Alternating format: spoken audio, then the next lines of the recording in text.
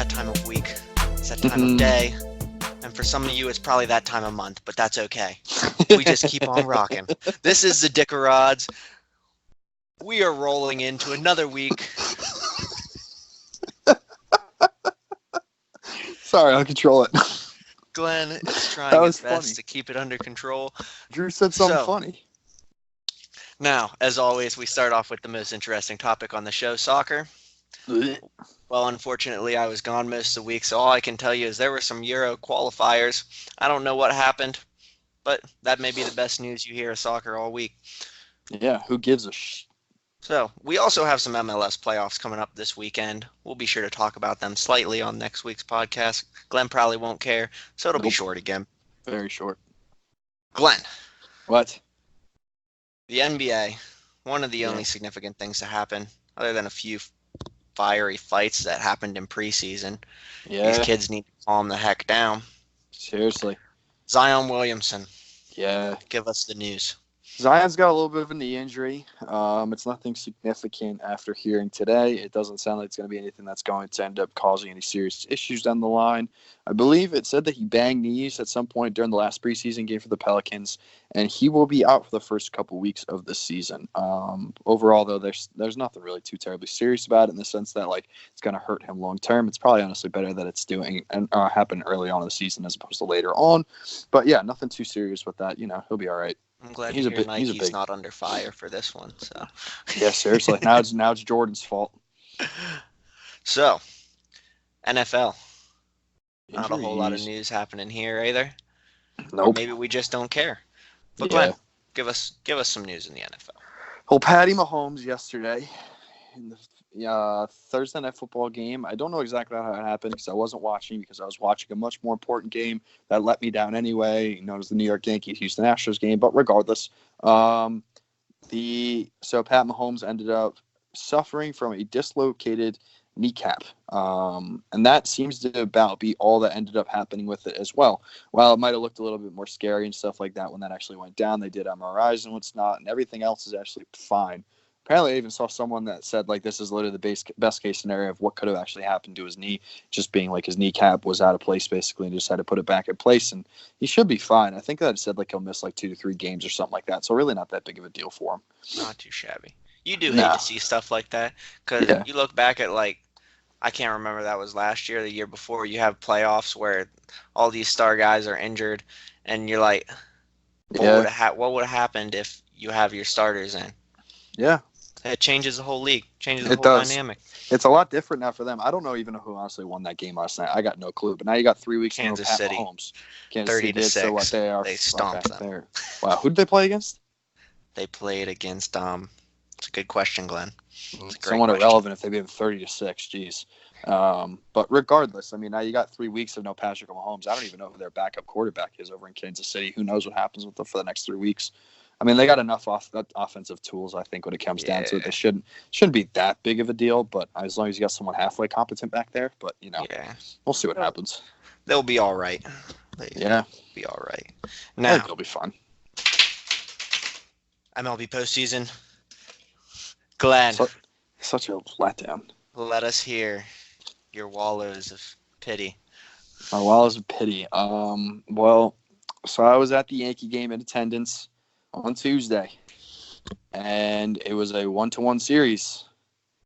And Luis Severino was on the mound, feeling good about it, facing Garrett Cole in short rest. And then all of a sudden, the second batter of the game, Jose Altuve, hit a bomb to deep left center field, and the hopes basically never came back. That was such a letdown of a game. Garrett Cole wasn't even pitching all that fantastic. Now, I'm not going to take anything away from him because he still did shut them down for 7 innings of no-run ball. But, they had so many opportunities the other night, Tuesday night, and they have not done a thing. The only thing that they're supposed to be holding this team together all season long is their hitting. And their hitting kind of has just gone silent. And I'm not going to say the Astros don't have insane pitching and everything like that, but you've got to find some type of way to end up scoring runs. And then even last night, you got multiple times. The Yankees scored 1 run in the first inning, and they had bases loaded. You got to score more than 1 run with bases loaded in the first inning. Then later on in the game, I think it was the fourth or fifth inning or something like that. They're down by 2. They've got bases loaded, 1 out, and we've got back-to-back strikeouts coming from Gleyber Torres, like the MVP of our team this entire postseason, and then by, Encarnacion right after that. Like, one of the two of them has to put the ball in play and score some damn runs because, like, we're not scoring a lot, obviously, off their pitching, and we got a 2-run deficit right there. Like, we got to take advantage of it when it's happening, and they're just not doing it right now.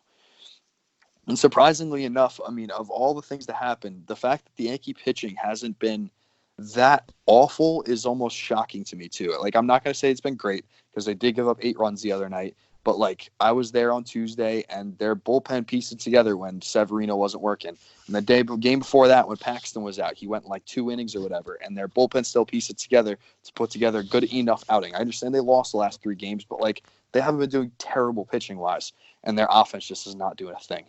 It's just not doing a thing. And unfortunately, this is pretty sad, but I think we just saw CC Sabathia throw his last pitch ever off a mound last night as he ended up, from what it looks like and what it sounds like, dislocating his shoulder during his last pitch he threw during the game. It's very sad. Glenn, over under, how many hundreds of pounds does he gain once he retires? What do you set the over under at? I'll predict 100. over under. I mean, he's already pretty chunky. I can't imagine he's going to get muscle. I'll put the under. Okay. That means he can literally gain 99 pounds and still be correct. That would probably put him at like 399 right now, so it's fine. All right, and seriously, there are so many things the Yankees need to do for next year, but go on. Regardless of who wins the ALCS, most likely the Astros at this point. Yeah. Do you give the Nationals any chance? I mean, here's the thing. Before that whole series started, before the St. Louis National Series, I said, no way. There is no NL team that is going to beat any AL team in the World Series. But the Nationals are playing some good ball right now. They're playing very good right now, and they're hot. The problem is now that if the Yankees, for whatever, extend this game, the Yankees win tonight, go to Game 6. I'm talking best case scenario right here, okay? Absolute best case scenario, being as optimistic as a Yankee fan could be right now, because I know our fate. And our fate is Garrett Cole right now. Somehow we say that we beat Justin Verlander. Somehow we win Game 6 and they don't throw Garrett Cole that game, and they're holding him literally just for the possibility of a Game 7. We have to face him one way or another. Say this game goes to a Game 7 or whatever, and that we face Garrett Cole, we're going to lose. The only reason why I don't like the Nationals have been off now for so long that, like, I almost wonder if it's going to be too much time off to the point where it kills their hotness right now. Because they are hot as could be, but they're also sitting around doing nothing right now. I mean, all they're doing is going practice, BPs, all that stuff. Pitchers get like they're just, I don't know. I do give them some type of chance when it comes down to it, but at the exact same time, they are sitting around right now doing nothing while the Astros are continuing to play. And I feel like you can see that's relevant solely based on the Yankee series. I mean, they won 3 games and they were done. They sat around. Astros won 5 games, ended up winning the series, and honestly, outside of Game 1 where Tanaka pitched his ass off and the Yankees offense was alive, like, the Astros have absolutely dominated the Yankees, and they didn't have any time off. Fair enough. I just feel like they've had too much time off at this point already. Like, it would have been better if their series went 5 games as opposed to just going 4. Or it would have been, I mean, even better if it went 6 games, because I just feel like no matter how long the ALCS goes, it would have been better than them just playing 4 games right now. But, I mean, you can't count them out, though, because at the same time, they have 2 of the best pitchers in the league on their team going 1 and 2. And you're now coming back with all your pitchers well rested. Yeah, everyone will be well rested. There's no doubt. They are in a really good spot. It's just a matter of will they be able to stay hot after sitting out for so long and not playing. That's my only concern.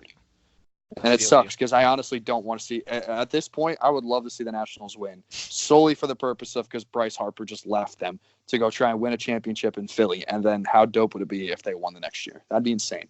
That'd be awesome. It'd be fantastic. Yes. So, do you have any other comments? Anything else before Drew gives his pick of the week, which we're now streaking the wrong way? Yeah, you're doing bad, man. Now you're 500, I believe. But I don't know. I mean, I got a whole bunch of different moves I think the Yankees need to do this postseason.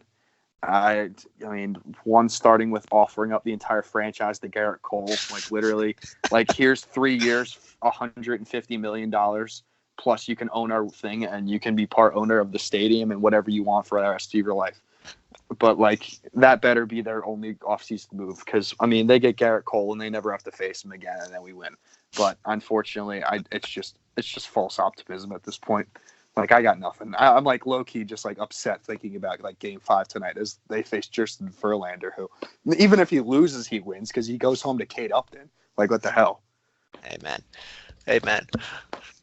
So all I gotta say about the Yankees this year is they need to take Miguel Andujar and they need to try and package him with somebody and go get some type of stud and then go sign Garrett Cole and just if Tanaka's our number 3 and Paxton's our number 4, I at that point think we have more than a good enough rotation to end up running through the American League. But at the exact same time, it's probably not going to work like that. Because want to know why? Because Brian Cashman all of a sudden likes to spend money on Giancarlo Stanton, who sits out the entire season, instead of paying it to like pitchers who end up helping us win a championship. Like, oh, I don't know, Garrett Cole, who was an off-season free agent this past year, and we had a chance to get him. Or like, Corbin, who's on the Nationals right now and pitching great and, in the World Series. But no, instead we just let him walk and we keep paying this dude who played all of 12 games all season and is hurt again. Well, we'll have to have a Yankee special for Glenn and his rants. There's my little rant. All right. For Drew's pick of the week, hopefully to end the drought, here's what I like. I'm going against my personal preference, but I'm picking a Penn State point over for the game. They are playing Michigan. They're at home, and it is currently set at 27.5 at -118, according to Fox Bets. I mean, I feel like they're going to go out and easily score 4 touchdowns. Yeah, I mean, I don't know. I know nothing about Penn State football this year. I don't feel like that's a bad bet now right that there. I'm not in Pennsylvania right now, Drew, I can tell you with certainty I no longer pay a single lick of attention to Penn State. I mean, I loved last year always telling all these Penn State fans that they just absolutely suck. But honestly, I don't know anything about Penn State football this year other than they're ranked in the top 10. Yeah, and I would love to see them lose just so I can text all these Penn State fans, "Hey, how's your season going?" "Oh, that's right, you lost." But we'll see. You know what? This will be my pick for all those Penn State fans that are out there. Love it.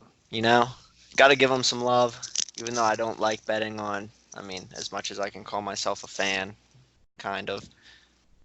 We're going to go for it. 27.5, Penn State. For the game? For the game. All right, fair enough. I like it. Michigan always folds against good teams, so it makes sense. Got anything else for the people, Glenn, before we sign off? I don't think so. Let's just pray for a Yankee victory tonight. That's it. I'm just depressed. Keep Glenn in your prayers. I'm depressed. And until next time, we'll see y'all. It's been real. Goodbye. Goodbye. Yeah!